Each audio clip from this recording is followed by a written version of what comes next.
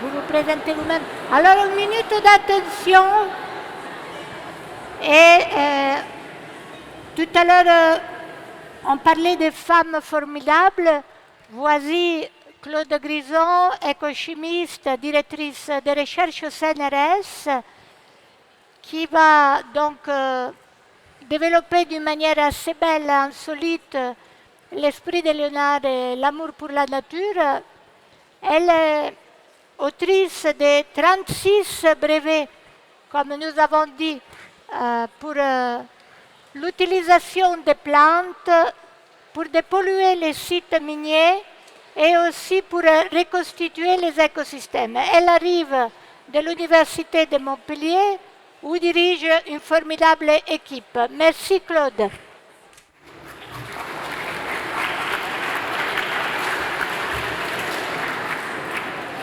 Merci Paola. Bonjour à tous. Je vous invite à découvrir, voire à revisiter quelques réflexions de Léonard sur la nature. Il est absolument sidérant de voir à quel point aujourd'hui, en 2019, ces propos sont encore d'actualité.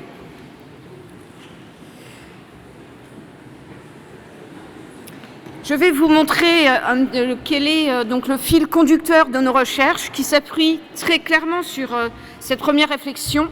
Va prendre tes leçons dans la nature, c'est là qu'est notre futur, réflexion bien connue, qui nous permet de dégager des pistes très claires pour essayer de remédier aux impacts environnementaux actuels que nous connaissons. Alors comment ?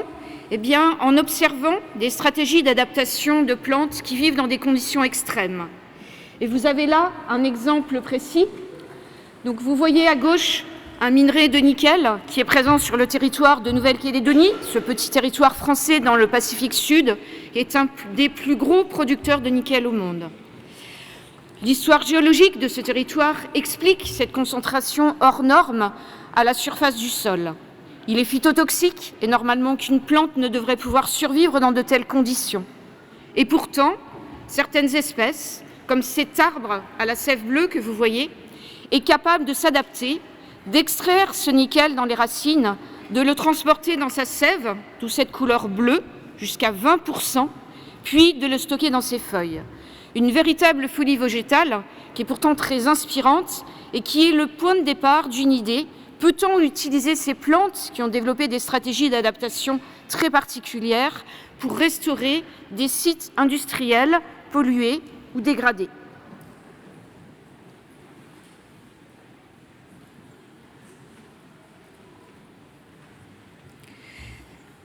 Le point de départ de cette idée a pris naissance dans le Gard, à un ancien département minier. Vous voyez ici l'héritage d'un passé minier, une mine où on extrayait le zinc, une des plus grosses d'Europe. Aujourd'hui, on voit de vastes étendues, bassins de décantation, on a lavé le minerai, qui sont difficilement qualifiables de sol. Ils sont aujourd'hui constitués d'aluminosilicates et de métaux lourds à des concentrations énormes, 4 à 800 fois supérieures en zinc, plomb, cadmium et fer. Et pourtant, sur ce sol, on peut détecter quelques espèces qui survivent difficilement, certes, mais qui sont présentes alors qu'aucune espèce végétale ne devrait pouvoir se développer. Ce sont des plantes tolérantes à cette pollution. Mieux encore, 2 d'entre elles sont capables d'extraire le zinc de ce sol et de le stocker dans les parties aériennes, dans les feuilles, comme pour mieux s'en protéger.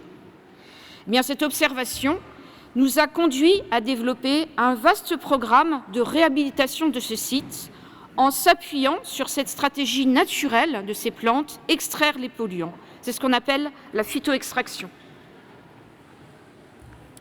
Ainsi, en essayant de comprendre au niveau moléculaire comment ces espèces végétales sont capables de survivre, comment vivent-elles en symbiose avec les micro-organismes du sol, il a été possible de les développer à grande échelle, de façon intense, après 4 ans de recherche, et les implanter sur ce site qui était considéré comme un site hautement contaminé où aucune espèce ne devait pouvoir survivre. Vous les voyez en photo en bas à droite, 2 petites plantes généreuses, ces fleurs, ces inflorescences sont très jolies. Une brassicacée qui appartient à la famille des choux-fleurs, Noscia cerulescens. Une légumineuse, quelque chose d'extrêmement rare, capables de se développer sur ce site, Antilis vulneraria, et de réintroduire naturellement de l'azote dans ces sols qui en sont dépourvus. Eh bien, 2 ans après, ces plantes se sont développées naturellement, se sont auto-multipliées sans notre assistance, et aujourd'hui, on fait naître une 2e génération d'espèces végétales qui prolifèrent de façon abondante. Elles constituent maintenant un couvert végétal qui limite l'envol des poussières métalliques et qui protège les habitations voisines. Cette première réussite sur un site très contaminé nous a emmenés alors en Nouvelle-Calédonie, où là, comme je vous l'ai dit tout à l'heure, les activités minières sont très intenses. Les mines sont à ciel ouvert, introduisant alors donc des conséquences dures, en particulier d'érosion des sols, comme vous le voyez à droite, où aucune végétation ne peut reprendre.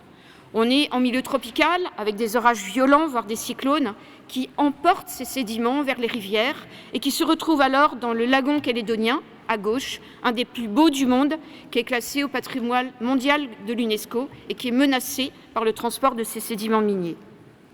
Mais le territoire calédonien a une chance, une biodiversité exceptionnelle, un nombre unique d'espèces végétales capables de survivre sur ces milieux riches en métaux. Ce sont ces plantes capables de faire la phytoextraction qui sont pour nous à l'origine d'un vaste programme de réhabilitation de 5 sites miniers à grande échelle, 6 hectares de restauration minière, uniquement à l'aide des plantes de Nouvelle-Calédonie, capables de survivre sur ces sols. Donc c'est une expérience extrêmement riche au niveau scientifique, puisqu'on a montré qu'on pouvait réimplanter durablement des espèces végétales à la dimension tropicale, c'est-à-dire des arbres qui feront 10 mètres de haut quand ils seront arrivés à maturité. C'est également une très belle histoire, aventure humaine qui nous a permis de travailler de concert avec la population locale, un chercheur du laboratoire qui est maintenant sur place à demeure, et puis les opérateurs miniers français. Quand on parle de dégradation, de pollution des sols, il y a toujours un problème associé. C'est celui de la pollution de l'eau, car une activité minière nécessite l'usage de l'eau pour laver le minerai. Ainsi, un deuxième problème important à résoudre est bien celui de la dépollution des systèmes aquatiques. Et là encore, Léonard de Vinci avait bien identifié le problème et l'élément clé eau qu'il qualifiait de force motrice de toute la nature, qu'on peut tout simplement qualifier de force de la vie. Eh bien, l'idée pour nous est d'essayer de trouver, là encore, des solutions naturelles ou de s'en inspirer très fortement pour dépolluer ces systèmes aquatiques. Il s'agit de revisiter les plantes aquatiques tropicales qui ont développé un système racinaire très particulier qui leur permet de survivre en flottaison dans des milieux où les nutriments sont très dilués et qui ont des capacités de capture des éléments métalliques extrêmement puissants. C'est sur cette base que nous avons étudié donc, la dépollution des eaux des systèmes aquatiques. Et la nature est tellement bien faite que la structure chimique de ces racines permet donc de stocker, de prendre, d'extraire des polluants dans des conditions énormes, même mortes. Ainsi, une racine de ce type de plante aquatique, détruite à l'état de poudre, comme vous voyez à droite, constitue une éponge à polluants, une éponge à métaux.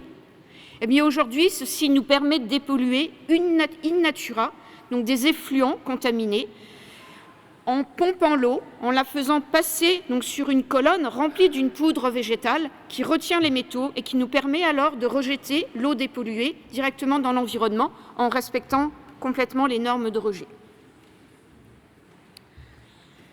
Ce système est extrêmement performant et peut être étendu à différents contextes, que sont les métaux stratégiques, le palladium, dont on parle beaucoup à l'heure actuelle, qui a dépassé le cours de l'or et dont les ressources sont très limitées, principalement en Russie, avec des relations politiques extrêmement complexes. Donc il est bon de savoir le recycler. Des métaux rares, dont la Chine a le monopole et l'industrie européenne très dépourvue. Donc là encore, savoir les récupérer dans l'eau est extrêmement motivant.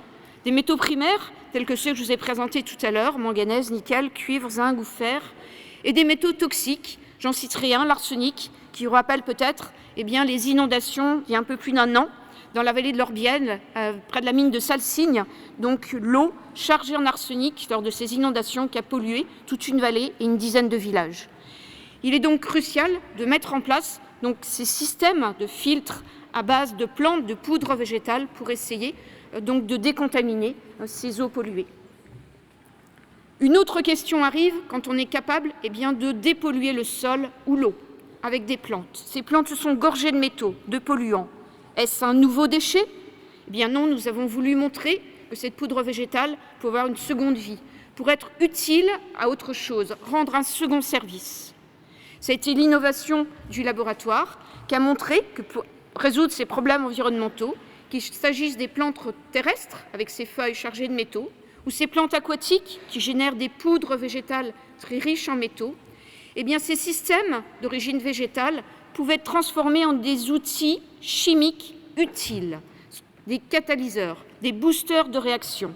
On les a appelés éco-catalyseurs pour bien les distinguer des catalyseurs qui viennent de la filière métallurgique. Donc des catalyseurs d'origine écologique qui peuvent rendre des services considérables dans une chimie qui se veut respectueuse de l'environnement, qu'on qualifie alors de chimie verte et durable. Aujourd'hui, ces éco-catalyseurs nous ont permis de préparer plus de 3500 biomolécules d'intérêt avec une grande performance très compétitive par rapport aux catalyseurs conventionnels.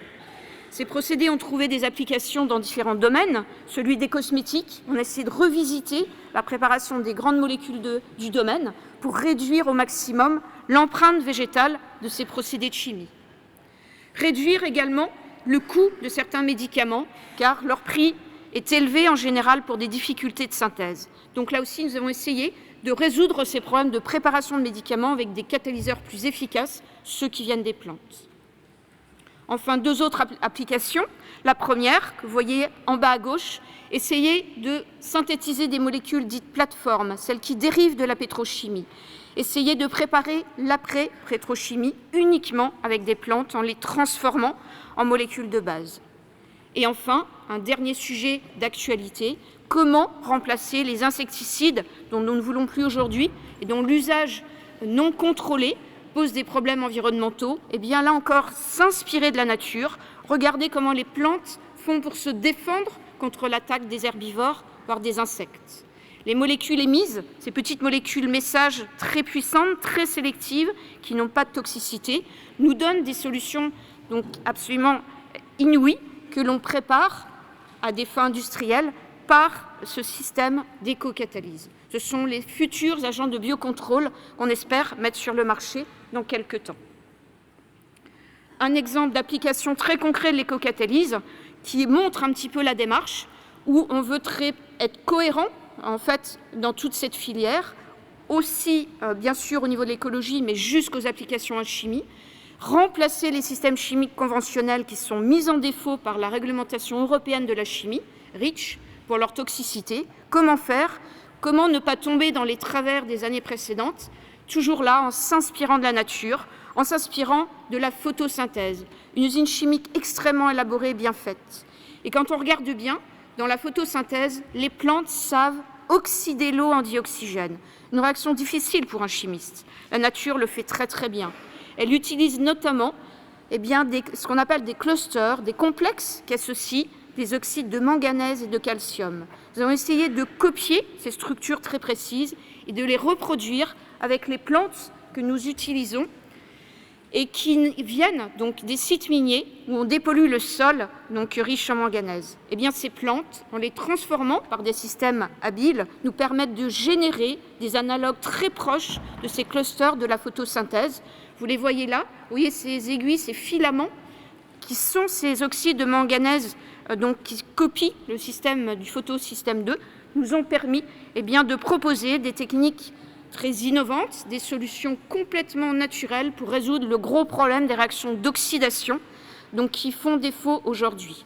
Mais aujourd'hui, ces oxydations vertes, éco-catalysées, nous permettent de préparer pour la première fois des comonomères qui vont nous permettre d'accéder à des plastiques biodégradables qui, eux, ne poseront plus les problèmes environnementaux que nous connaissons dans le domaine.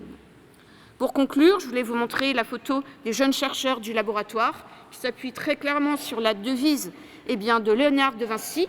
Savoir n'est pas suffisant, il faut appliquer les résultats de la recherche jusque sur le terrain, mais être prêt n'est toujours pas assez. Il faut essayer d'agir, et c'est ce que l'on essaie de faire en transférant le plus loin possible les résultats de la recherche vers le milieu industriel. Merci à vous pour votre écoute.